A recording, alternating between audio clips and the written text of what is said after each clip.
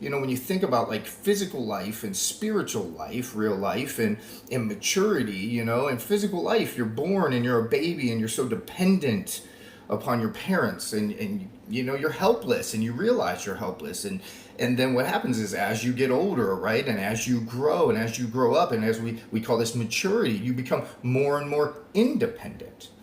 And yet when it comes to real life, spiritual life, it's the opposite, right? That when we encounter Jesus, it's because we were so independent and thought we could do things on our own and followed our own ways, and didn't deny ourselves, and no surrender, and never give up, and in the sense of just relying on our own strength, and relying on ourselves. And then we come to this place of helplessness, like a baby, in this childlike faith that Jesus says, you're blessed when you're poor and you realize your need for me.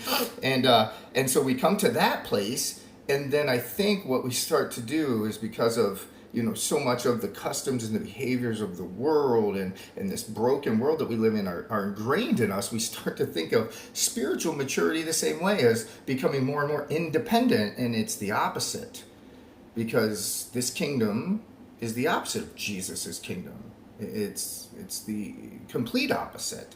And so what needs to happen is we need to become more and more dependent upon Jesus. And that is real spiritual maturity.